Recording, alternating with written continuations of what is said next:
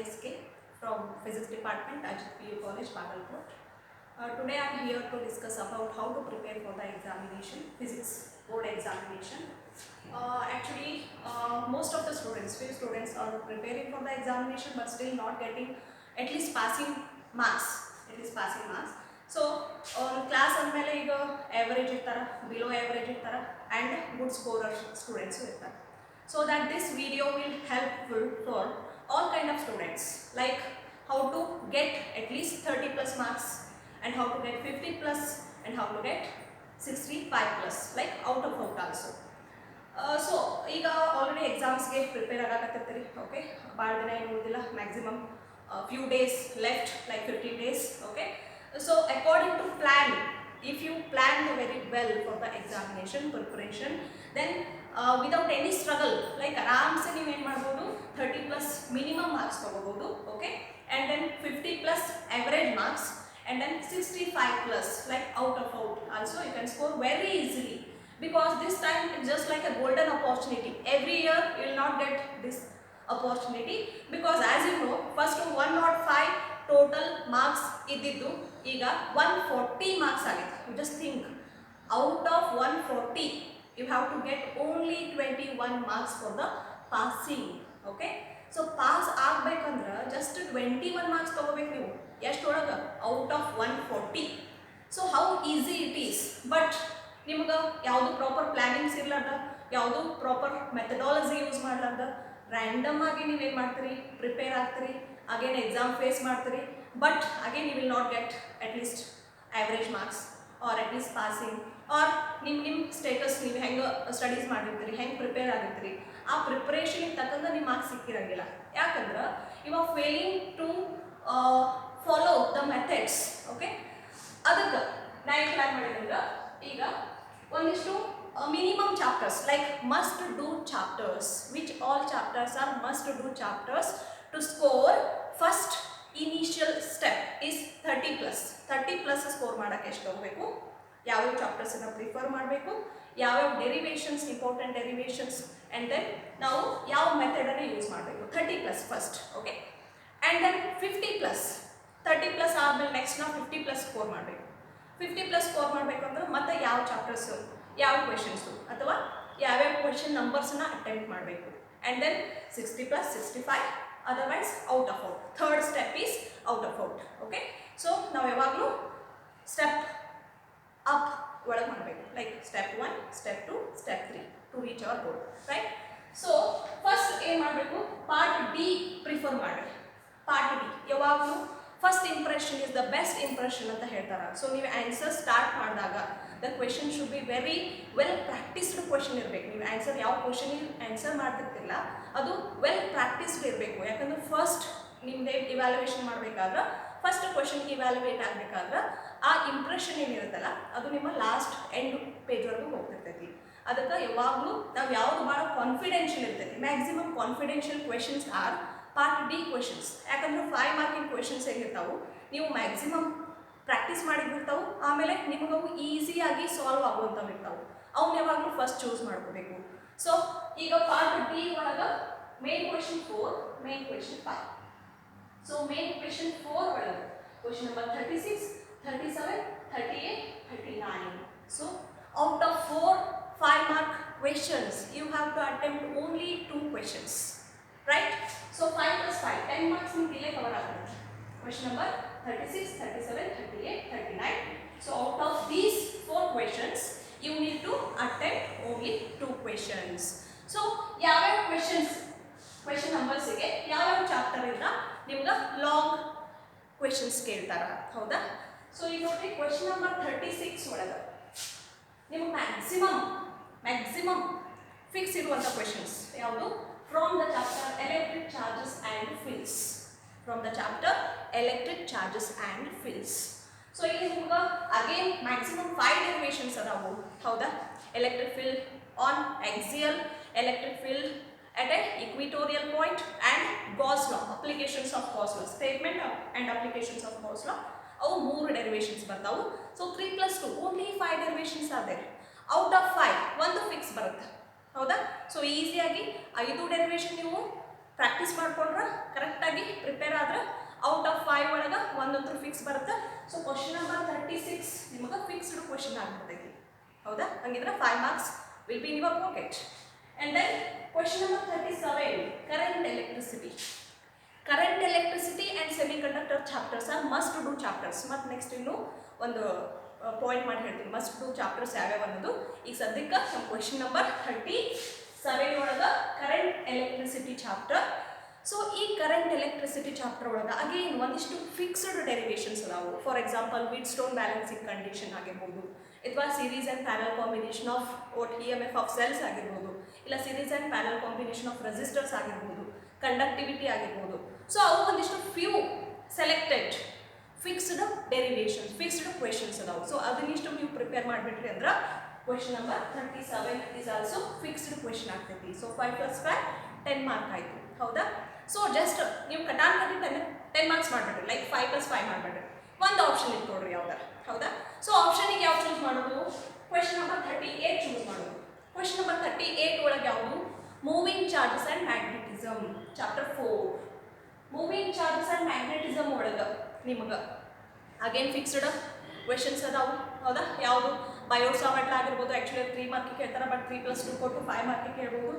ಅದು ಬಿಟ್ಟರೆ ನೆಕ್ಸ್ಟ್ ಬರೋದು ನಿಮ್ಗೆ force between 2 parallel conductors, infinitely long parallel conductors, force F/L derivations ಅದು ಬರುತ್ತಾ. ಹೌದಾ? ಅದು ಬಿಟ್ಟರೆ magnetic field due to the circular coil carrying current, ಆ ಡೆರಿವೇಷನ್ಸ್ ಬರ್ತಾವೆ. ಹೌದಾ? ಅಗೇನ್ ಫಿಕ್ಸ್ಡ್ 3 to 4 ಡೆರಿವೇಷನ್ಸ್ ಇರೋದ್ರಿಂದ ನೀವು ಆರಾಮ್ಸೆ ಏನು ಮಾಡ್ಬೋದು? ಪ್ರಾಕ್ಟೀಸ್ ಮಾಡ್ಬೋದು. ಪ್ರಾಕ್ಟೀಸ್ ಮಾಡಿ ಫಿಕ್ಸ್ಡ್ ಕ್ವೆಶನ್ಸ್ ಅಂತ ಹೇಳಿ ಕಾನ್ಫಿಡೆನ್ಷಿಯಲ್ ಆಗಿ ಎಕ್ಸಾಮ್ ಫೇಸ್ ಮಾಡ್ಬೋದು. ಅದು ಮೇನು. ಹೌದಾ? ಹಂಗಿದ್ರೆ ಇಲ್ಲೇ 5 mark and 5 mark out of 3 questions you leave this. Okay? EMI ಬಿಡ್ರಿ.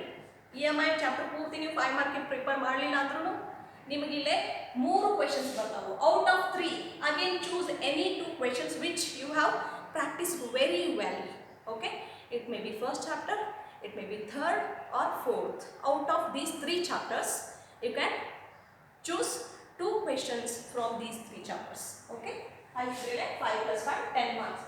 Here you will score 10 marks here. Okay? Next come to the 5th main question. Question number 40, 41, 42, 43. 5th main question ಒಳಗೆ. Question number 40 ಒಳಗೆ ಯಾವ questions ಬರ್ತಾವು ಅಥವಾ ಯಾವ questions from which chapters will come? 40 ಒಳಗೆ alternating current as well as ray optics. There is an option between. Some question papers have the alternating current. ಯಾಕಂದ್ರೆ blueprint ಅನ್ಕೊಳ್ಳೆ ಸ್ವಲ್ಪ ಹೆಚ್ಚು ಕಮ್ಮಿ ಆಗ್ತಿರ್ತೈತಿ. ಡಾಟ್ ಹಿಂಗೆ ಬರುತ್ತೆ ಅಂತ ಹೇಳಕ್ಕಾಗಲ್ಲ, ಸ್ವಲ್ಪ ಹೆಚ್ಚು ಕಮ್ಮಿ ಆಗ್ತಿರ್ತಾವೆ. ಹೌದಾ? ಸಮ್ ಟೈಮ್ 5 ಮಾರ್ಕ್ ಕೇಳಲ್ಲ 3 ಕೇಳಿರ್ತಾರೆ, 3 ಕೇಳಿದಲ್ಲಿ 5 ಕೇಳಿರ್ತಾರೆ. But will prefer both alternating current and ray optics here. Again alternating current, LCR circuit. Okay? And phase diagrams ಬರ್ಬೋದು, pure resistor, pure capacitor, pure inductor, otherwise the series combination of LCR. Okay?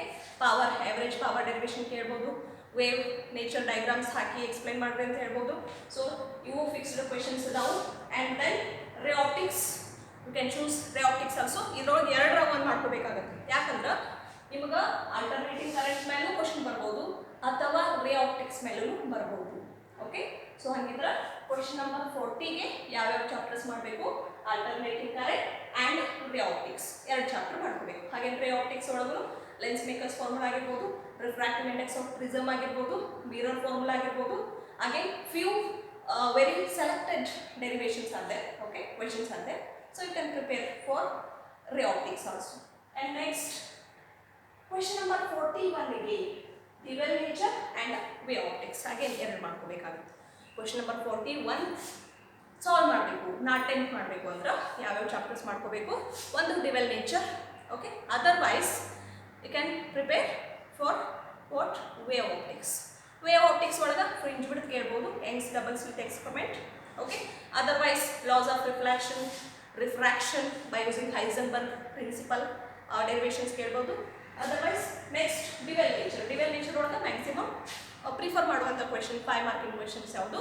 Photo electric effect, experimental observation of photo electric effect. Okay? So question number 41 attempt ಮಾಡಬೇಕಂದ್ರೆ dual nature and wave optics ಇವೆರಡನ್ನೂ prepare ಮಾಡಬೇಕು. And question number 42ಗೆ atoms. It may be like energy derivation, energy of nth orbit, okay, hydrogen atom, and then otherwise ನಿಮಗೆ ಯಾವ್ದು ಬರ್ಬೋದು decay law ಕೇಳ್ಬೋದು. Decay law state and prove ಮಾಡ್ರಿ ಅಂತ ಹೇಳಿ. ಅದು ಬಿಟ್ಟರೆ ನೆಕ್ಸ್ಟು ಆಟಮ್ಸ್ ಒಳಗೆ ಸೆಲೆಕ್ಟೆಡ್ ಫ್ಯೂ ಡೆರಿವೇಷನ್ಸ್ ಅವನಿಷ್ಟು ಮಾಡ್ಕೊಂಡ್ರಿ ಅಂದ್ರೆ ನೀವು ಆಟಮ್ಸ್ ಆದರೂ ಇಲ್ಲಿ ಅಟೆಂಪ್ಟ್ ಮಾಡ್ಬೋದು, ಚೂಸ್ ಮಾಡಿಕೊಂಡು. ಅದರ್ವೈಸ್ ಮ್ಯಾಕ್ಸಿಮಮ್ ಪ್ರಿಫರೇಬಲ್ ಅಂತಂದ್ರೆ ಸೆಮಿ ಕಂಡಕ್ಟರ್ ಮಾಡ್ಬೋದು. ಯಾಕಂದ್ರೆ ಸೆಮಿ ಕಂಡಕ್ಟರ್ ಒಳಗೆ ಫಿಕ್ಸ್ಡ್ ಕ್ವೆಶನ್. ಈ question number 43 is fixed and here question number 36 is fixed. Okay, 36 37 ಎರಡು ಫಿಕ್ಸ್ ಬರ್ತಾವೆ ಈ ಚಾಪ್ಟರ್ ಒಳಗೆ. ಬಟ್ ಇಲ್ಲಿ ಏನಂತಂದ್ರೆ question number 5 ಒಳಗೆ ಮೇನ್ question 5 ಒಳಗೆ question number 43 is from semiconductor electronics. Okay, it may be half wave rectifier, full wave rectifier, maximum fixed ಇರುವಂತ questions. Okay, and then ಇಲ್ಲಿ 42 atoms maximum fixed. ಬಟ್ ನೀವು ಆಪ್ಷನ್ನಿಗೆ ಇನ್ನೂ ಒಂದು chapter ಯಾವ್ದಾರು ಮಾಡ್ಕೋಬೇಕಾಗುತ್ತೆ. ಯಾಕಂದರೆ ಯಾವಾಗಲೂ ಒಂದು ಆಪ್ಷನ್ ಇಟ್ಕೊಂಡು ನಾವು ಪ್ರಿಪೇರ್ ಆಗಬೇಕಾಗುತ್ತೆ. ಸಮ್ ಟೈಮ್ ನಾವು ಪ್ರಿಪೇರ್ ಆಗ್ಲಾರ್ದ ಕ್ವೆಶನ್ ಬಂದುಬಿಡ್ತು ಅಂದ್ರೆ ಅವಾಗ ಸ್ವಲ್ಪ ಪ್ಯಾನಿಕ್ ಆಗಿಬಿಡ್ತಾರೆ ಎಕ್ಸಾಮ್ ಟೈಮಲ್ಲಿ. ಅದಕ್ಕೆ ಮ್ಯಾಕ್ಸಿಮಮ್ ಇನ್ನೂ ಒಂದು ಆಪ್ಷನ್ ಇಟ್ಕೊಂಡು ಪ್ರಿಪೇರ್ ಮಾಡ್ಕೋರಿ. ಓಕೆ, ಹಾಗಿದ್ರೆ ಇಲ್ಲಿ ನೋಡ್ರಿ ಯಾವ್ಯಾವ ಚಾಪ್ಟರ್ಸನ್ನ ನೀವು ಪ್ರಿಫರ್ ಮಾಡಿ ಫಸ್ಟ್ ಪ್ರಿಫರೆನ್ಸ್ ಕೊಟ್ಟು ಓದಬೇಕು ಅನ್ನೋದಕ್ಕೆ ಇನ್ನೊಂದು ಸಲ ಹೇಳೋದು.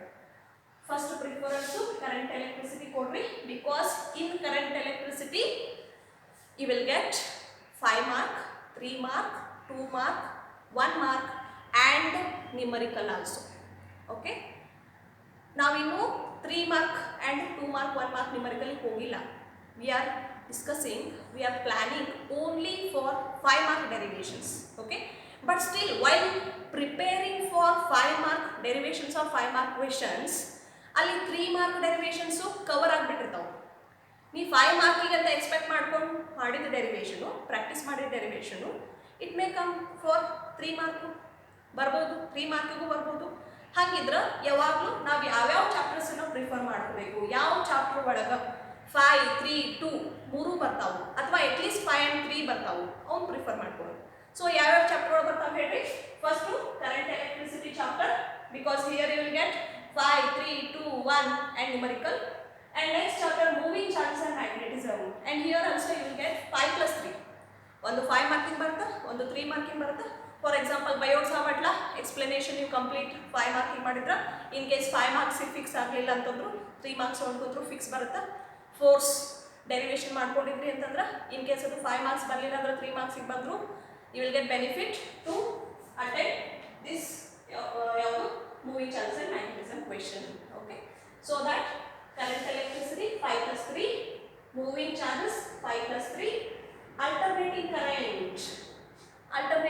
ಆಗಿರ್ಬೋದು, rheotics ಆಗಿರ್ಬೋದು. Again here also this chapter is for 5 plus 3. Again 5 marking ಒಂದು ಬರುತ್ತೆ, 3 marking ಒಂದು ಬರುತ್ತೆ. ಸೊ ನೀವು ಒಂದು ಚಾಪ್ಟರ್ ಪ್ರಿಪೇರ್ ಮಾಡೋದ್ರಿಂದ ಅಲ್ಲಿ 5 plus 3 ಎರಡು ಕವರ್ ಆಗಬೇಕು. And next semi conductor, this current electricity and semi conductor ಇವೆರಡು ಹೆಂಗಂದ್ರೆ ಮಸ್ಟ್ ಡೂ ಚಾಪ್ಟರ್ಸ್ ಒಳಗೆ first and second chapters current electricity, semi conductor. ಯಾಕಂದ್ರೆ ಹಾಗೆ as I already say current electricity ಒಳಗೆ 5, 3, 2, 1 ಆ್ಯಂಡ್ ಸೆಮಿ ಕಂಡಕ್ಟರ್ ಒಳಗೂ 5, 3, 2, 1 all questions are covered in semi conductor electronics and easy. This chapter is very easy to prepare. Okay, ನೀವು ಇಷ್ಟು ದಿವಸ ಏನೂ ಓದಿಲ್ಲ, ಇನ್ನು ಮೇಲೆ ನಾನು ಪ್ರಿಪ್ರೇಷನ್ ಸ್ಟಾರ್ಟ್ ಮಾಡಾಕತ್ತೀನಿ ಫ್ರಮ್ ಟುಡೇ ಇಟ್ ಸೆಲ್ಫ್ ಅಂದ್ರೂ ನೀವೇನು ಮಾಡ್ಬೋದು, ಆರಾಮ್ಸೆ 50+ ಸ್ಕೋರ್ ಮಾಡ್ಬೋದು. ಹೆಂಗೆ? By choosing these selected chapters. Okay, ಹಾಗಿದ್ರೆ ಇಲ್ಲೇ ಮಸ್ಟ್ ಡೂ ಚಾಪ್ಟರ್ಸ್ ಯಾವುದು? ನಾ ಬರೀ 5 ಮಾರ್ಕಿಂಗ್ ಅಷ್ಟು ಅಟೆಂಪ್ಟ್ ಮಾಡ್ತೀನಿ. ನಂದು ನನ್ನ ಗೋಲ್ 30+ ಆಗಿ ನಾ ಬರೀ ಪಾಸ್ ಅಷ್ಟು ಅಂತ ಏನಾದ್ರು ನೀವು ಫಿಕ್ಸ್ ಮಾಡಿದ್ರು, ಇವತ್ತಿಂದ ಪ್ರಿಪ್ರೇಷನ್ ಸ್ಟಾರ್ಟ್ ಮಾಡಿದ್ರು, at least 2 days 1 chapter. Okay, 1 chapter for 2 days ಅಂತ ನೀವು ಪ್ಲ್ಯಾನ್ ಮಾಡಿ ಇಟ್ಕೊಂಡ್ರು ಆರಾಮ್ಸೆ ನೀವು ಏನು ಮಾಡ್ಬೋದು, 6 ಚಾಪ್ಟರ್ಸ್ನ ಕವರ್ ಮಾಡ್ಕೋಬಹುದು. 6 ಚಾಪ್ಟರ್ಸ್ ಕವರ್ ಮಾಡಿ ಬರೀ 5 ಮಾರ್ಕಿಂದು 3 ಮಾರ್ಕಿಂದು ಅಷ್ಟು ಮಾಡಿದ್ರು. ಬಿಕಾಸ್ 5 mark 4 questions 20 ಪ್ಲಸ್ ಇಲ್ಲೇ ನಿಮಗೆ 4 questions ಬಂದು ನೋಡ್ರಿ, ಇಲ್ಲೊಂದು 3 ಮಾರ್ಕಿಂಗ್ ಬರುತ್ತೆ, ಇಲ್ಲೊಂದು 3 ಮಾರ್ಕಿಂದು 3 mark 3 mark. So 4 3 mark questions will be covered in this 4 chapters only, right? So 4 into 3 12 plus 20 32. Okay, so ಹಂಗಿದ್ರೆ 30+ ಆಯಿತು. 30+ ಅಂದ್ರೆ ನೀವು ಟಾರ್ಗೆಟ್ ಇಟ್ಕೊಂಡು 30+ ಮಾಡಿದ್ರು ಅದೇನಾಗುತ್ತೆ ಜಸ್ಟ್ ಪಾಸಿಂಗ್ ಲೆವೆಲಿಗೆ ಬರುತ್ತೆ. But this time don't follow the passing package because number of options are there. Okay, options ರಗಡ್ ಅದಾವು, ಬೇಕಾದಂಗೆ ಚೂಸ್ ಮಾಡ್ಕೊಂಡು ನೀವೇನು ಮಾಡ್ಬೋದು, ಮಿನಿಮಮ್ ಅಂದರೂ ಆ್ಯಾವರೇಜ್ ಅಂದರೂ 50+ ಆರಾಮ್ಸೆ ಸ್ಕೋರ್ ಮಾಡ್ಕೋಬೋದು. ಯಾಕಂದ್ರೆ ಆಪ್ಷನ್ಸ್ ಭಾಳ ಅದಾವು. ನೀವು ಸೆಲೆಕ್ಟೆಡ್ ಚಾಪ್ಟರ್ಸನ್ನು ಸ್ವಲ್ಪ ಟ್ರಿಕ್ಸ್ ಯೂಸ್ ಮಾಡಿ ಕರೆಕ್ಟಾಗಿ ಒಂದು 10 ಕ್ವೆಶನ್ ಪೇಪರ್ಸ್ ರೆಫರ್ ಮಾಡಿ ಎಲ್ಲ ಮಾಡ್ಕೊಂಡ್ಬಿಟ್ರೆ, ಈಗ ನೋಡಿರಿ ಬರೀ 5 ಮಾರ್ಕ್ 3 ಮಾರ್ಕ್ ಮಾಡಿದ್ರೆ ನಿಮ್ಗೆ 30+ ಬಂತು, 32 or 35 ಬಂತು. ಹೌದಾ? ನೆಕ್ಸ್ಟ್ ಇದ್ರ ಜೊತೆ ಒಂದು ಸ್ವಲ್ಪ 2 mark 1 mark question bank refer ಮಾಡಿ, ಅಥವಾ before previous year question papers ಎಲ್ಲನೂ ಕಲೆಕ್ಟ್ ಮಾಡಿ ಒಂದು ಸ್ವಲ್ಪ 2 ಮಾರ್ಕು 1 ಮಾರ್ಕು ಅವಿಷ್ಟು ಮಾಡ್ಕೊಂಡ್ಬಿಟ್ರಿ ಅಂದ್ರೆ ಅಟ್ಲೀಸ್ಟ್ ಔಟ್ ಆಫ್ 5 ಅಟ್ಲೀಸ್ಟ್ ನೀವು 2 to 3 2 ಮಾರ್ಕಿನ ಬರೆದು, ಓಕೆ, 5 1 ಮಾರ್ಕಿನ ಬರೆದ್ರು ಅಲ್ಲೆಷ್ಟು ಬಂತು, ಮತ್ತು 15 ಮಾರ್ಕ್ಸ್ ಬರುತ್ತೆ. ಇಲ್ಲೇ 30+ ಲೈಕ್ 35 ಅಲ್ಲೊಂದು 15 ಅಂದರೆ ಎಷ್ಟಾಯ್ತು, 50 ಆಯಿತು. ಹೌದಾ? It's very easy, but you need to be follow the proper planning to score easy and proper.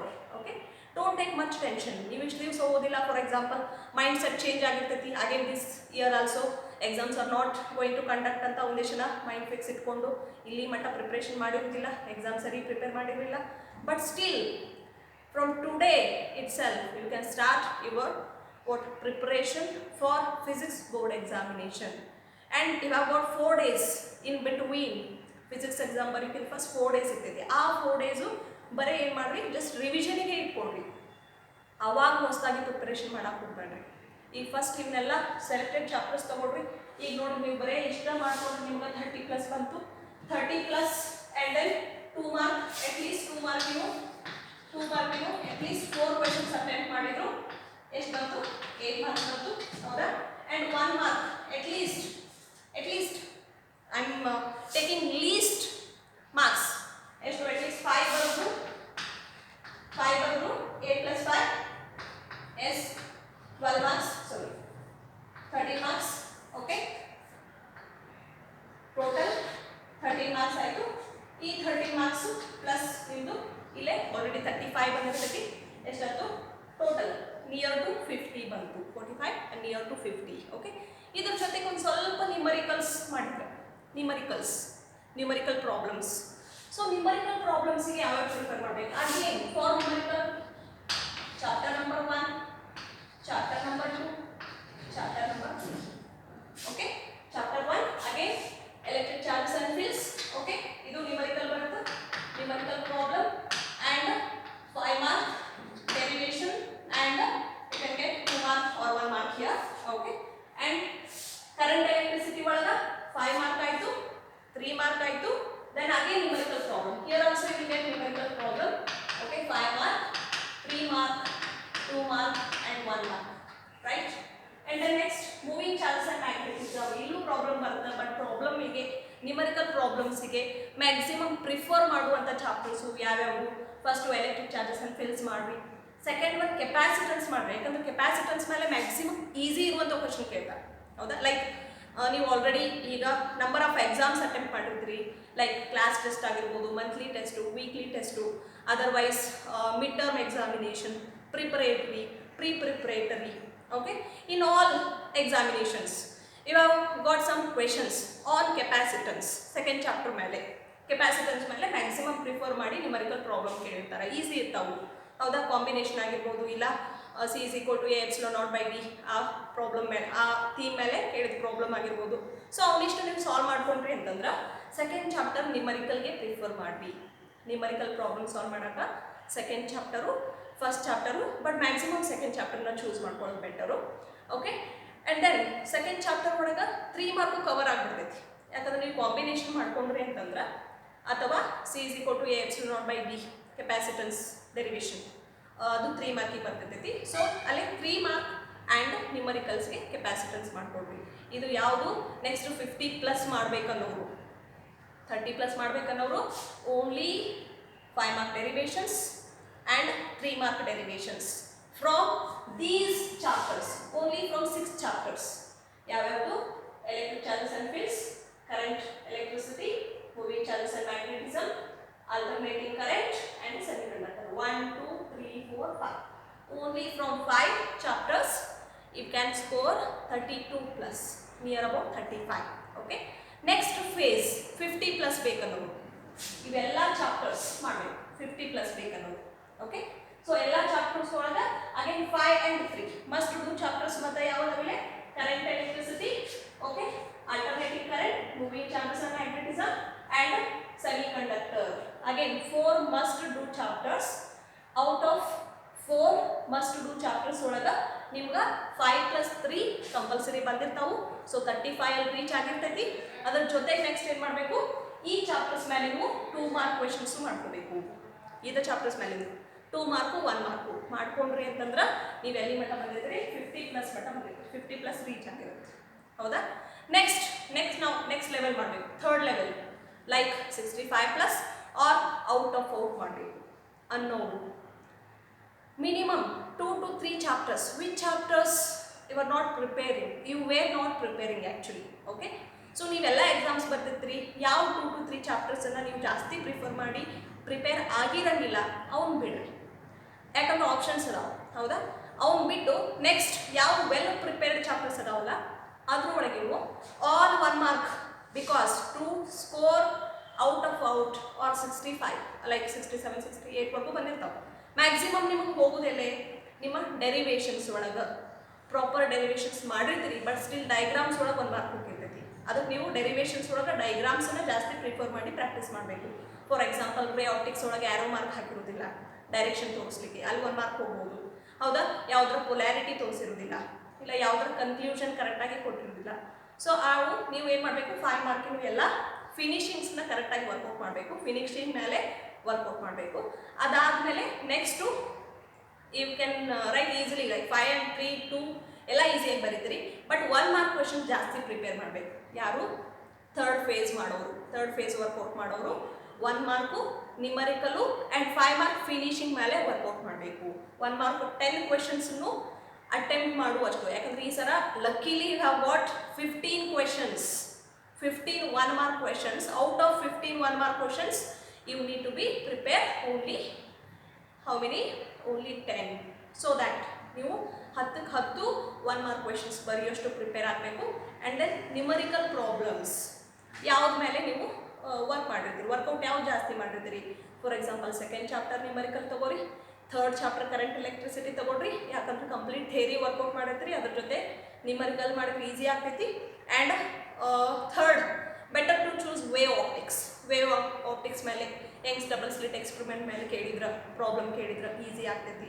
Like ಒಂದು ಸ್ವಲ್ಪ ವರ್ಕೌಟ್ ಮಾಡಿದ್ರು ಸಾಕು, ಒಂದು 2-3 ಕ್ವೆಶನ್ ಪೇಪರ್ಸ್ ಒಳಗಿನ like at least 5 to 6 question papers ಒಳಗಿನ ಎಲ್ಲ ಕ್ವೆಶನ್ಸ್ ಕಲೆಕ್ಟ್ ಮಾಡಿ ಅವನ್ನ ಸಾಲ್ವ್ ಮಾಡಿದ್ರು, ನ್ಯೂಮರಿಕಲ್ಸ್ ಎಲ್ಲ ಸಾಲ್ವ್ ಮಾಡಿದ್ರು, ನಿಮ್ಗೊಂದು ಐಡಿಯಾ ಸಿಗ್ತೈತಿ ಯಾವ ಚಾಪ್ಟರ್ ಮೇಲೆ ನೀವು ವೆಲ್ ಪ್ರಿಪೇರ್ಡ್ ಅದೀರಿ. ಆ 3 ಇಂದ 4 ಚಾಪ್ಟರ್ನ ನ್ಯೂಮರಿಕಲ್ಸ್ಗೆ ಪ್ರಿಫರ್ ಮಾಡಿಕೊಂಡು ಪ್ರಾಕ್ಟೀಸ್ ಮಾಡಿರಿ. ಓಕೆ, ಸೊ ವೇವ್ ಆಪ್ಟಿಕ್ಸ್ ಮಾಡ್ಬೋದು, ಅದರ್ವೈಸ್ ಡ್ಯುವೆಲ್ ನೇಚರ್ ಮೇಲೆ ಮೇ ಬಿ ಪ್ರಾಬ್ಲಮ್ ಕೇಳಂಗಿಲ್ಲ, 5 ಮಾರ್ಕ್ ಬಂದಿರ್ತೈತಿ. So you can prepare first chapter, second chapter current electricity and the next one ಯಾವುದು, ವೇವ್ ಆಪ್ಟಿಕ್ಸ್. ಓಕೆ, ಸೊ ಇವಿಷ್ಟು numerical ಪ್ರಾಬ್ಲಮ್ಸಿಗೆ ಮಾಡಿರಿ, 4 ಚಾಪ್ಟರ್ನ numerical ಪ್ರಾಬ್ಲಮ್ಸಿಗೆ ಮಾಡಿರಿ. ಒಂದು ಆಪ್ಷನ್ ಇರ್ತೈತಿ, ಸೊ 3 ನ್ಯೂಮರಿಕಲ್ಸ್ ನೀವು ಕರೆಕ್ಟಾಗಿ ಮಾಡಿದ್ರೆ ವಿತ್ ಪ್ರಾಪರ್ ಮೆಥಡ್ಸ್ ಲೈಕ್ ನೀಟಾಗಿ ಫಾರ್ಮುಲಾ ಬರೀಬೇಕು, ಸಬ್ಸ್ಟಿಟ್ಯೂಷನ್ ಮಾಡಬೇಕು, finally with SI unit accurate answer ಬರೀಬೇಕು. ಇವಿಷ್ಟು ನೀವು ಕೆಲವೊಂದಿಷ್ಟು ಫಿನಿಶಿಂಗ್ ಪಾಯಿಂಟ್ಸನ್ನು ಕರೆಕ್ಟಾಗಿ ಗ್ರೌಂಡ್ ವರ್ಕ್ ಮಾಡಿದ್ರೆ ನೆಕ್ಸ್ಟ್ ನೀವೇನು ಮಾಡ್ಬೋದು, easily you can score out of out. Okay, so 30+ ಮಾಡಬೇಕಂದ್ರೆ ಏನು ಮಾಡಬೇಕು, 50+ ಮಾಡಬೇಕು ಅಂದ್ರೆ ನಾವು ಹೆಂಗೆ ಪ್ರಿಪ್ರೇಷನ್ ಮಾಡಬೇಕು and how to score out of out ಮಾಡೋರು first you need to be cover all the topics with well practice. Okay, ಎಲ್ಲ ಪ್ರಾಕ್ಟೀಸ್ ಮಾಡಿ ಬರೋದು ಎಲ್ಲನೂ ಕಂಪ್ಲೀಟ್ ಮಾಡ್ಕೋಬೇಕು. Prepare maximum question papers, solve maximum question papers, how many you can like ಎಷ್ಟು ನಿಮಗೆ possibility ಐತಿ ಅಷ್ಟು ಮ್ಯಾಕ್ಸಿಮಮ್ ನಂಬರ್ ಆಫ್ ಕ್ವೆಶನ್ ಪೇಪರ್ಸ್ನ ಸಾಲ್ವ್ ಮಾಡಿ ಅದ್ರೊಳಗೆ 1 ಮಾರ್ಕು ಮತ್ತು ನ್ಯೂಮರಿಕಲ್ಸು ಜಾಸ್ತಿ ಪ್ರಿಫೇರ್ ಮಾಡಿರಿ. ಓಕೆ, ಪ್ರಿಫರ್ ಮಾಡಿ ಓದ್ರಿ. ಯಾವುದು ಔಟ್ ಆಫ್ ಔಟ್ ತೊಗೊಳ್ಳೋದು, ಥರ್ಡ್ ಫೇಸ್ ಒಳಗೆ ತೊಗೊಳ್ಳೋರು ನೀವು 1 ಮಾರ್ಕು ಮತ್ತು ನ್ಯೂಮರಿಕಲ್ ಜಾಸ್ತಿ ಮಾಡ್ಕೋಬೇಕು. ಪ್ರೆಸೆಂಟೇಷನ್ ಮೇಲೆ ಜಾಸ್ತಿ ಒತ್ತು ಕೊಡಬೇಕಾಗುತ್ತೆ, ಯಾಕಂದ್ರೆ presentation is also important to score out of out and better to practice well. Like question ಪೇಪರ್ಸ್ನ ಟೈಮ್ ಹಚ್ಚಿ ಕ್ವೆಶನ್ ಪೇಪರ್ ಸಾಲ್ವ್ ಮಾಡಿರಿ. ಓಕೆ, ಇನ್ಕ್ಲೂಡಿಂಗ್ ಆಪ್ಷನ್ಸ್ ಮಾಡ್ಕೊಡ್ರಿ, ಆಪ್ಷನ್ ಬಿಟ್ ಮಾಡ್ಕೊಳಕ್ಕೆ ಹೋಗಬೇಡ್ರಿ. ಇನ್ಕ್ಲೂಡಿಂಗ್ ಆಪ್ಷನ್ಸ್ 3 hours 15 minutes ಒಳಗೆ ನೀವು ಕಂಪ್ಲೀಟ್ ಕ್ವೆಶನ್ ಪೇಪರ್ ಮುಗಿಬೇಕು. 140 ಮಾರ್ಕ್ಸಿಂದು ಕ್ವೆಶನ್ ಪೇಪರ್ನ ನೀವು ಸಾಲ್ವ್ ಮಾಡಬೇಕು. ಅಷ್ಟು ಆ ಲೆವೆಲಿಗೆ ನೀವೇನು ಮಾಡಬೇಕು, ಪ್ರಾಕ್ಟೀಸ್ ಮಾಡಬೇಕಾಗುತ್ತೆ. ಹೌದಾ? ಸೊ ಇವಿಷ್ಟು ಮಾಡಿದ ಮೇಲೆ ಆಬ್ವಿಯಸ್ಲಿ ಅಟ್ಲೀಸ್ಟ್ ನಿಮ್ಗೆ 80% ಆದರೂ you will get success. Okay, so I hope this video will helpful for your preparation. Okay, physics board ಎಕ್ಸಾಮ್ಗೆ ಪ್ರಿಪೇರ್ ಆಗಲಿಕ್ಕೆ ಮ್ಯಾಕ್ಸಿಮಮ್ ಎಷ್ಟಾಗ್ತೈತೆ ಅಷ್ಟು ಪ್ರಿಪ್ರೇಷನ್ ಮಾಡಿರಿ. ನಿಮ್ಮ ಮೆಥಡಾಲಜಿ, ನಿಮ್ಮ ವರ್ಕಿಂಗ್ ನೇಚರ್ ಮೇಲೆ ಡಿಪೆಂಡ್ ಆಗಿರ್ತೈತಿ. ಸೊ ಆದಷ್ಟು at least per day 4 to 5 hours ಪ್ರಿಪ್ರೇಷನಿಗೆ ಟೈಮ್ನ ಎತ್ತಿಡಿ. ಓಕೆ, ಲೈಕ್ ಸಬ್ಜೆಕ್ಟ್ ವೈಸ್ ಆಗಿರ್ಬೋದು, ಅಥವಾ ನೀವು ಆಲ್ರೆಡಿ ಈಗ ಬೇರೆ ಸಬ್ಜೆಕ್ಟಿನ ಪ್ರಿಪೇರ್ ಆಗಿದ್ರೆ ನೆಕ್ಸ್ಟ್ ಯಾವ ಸಬ್ಜೆಕ್ಟ್ ಒಳಗೆ ನೀವು ವೀಕ್ ಇರ್ತೀರಿ ಆ ಸಬ್ಜೆಕ್ಟ್ ಮೇಲೆ ಜಾಸ್ತಿ ವರ್ಕೌಟ್ ಮಾಡಿರಿ. Yes, all the very best for your examination. Thank you.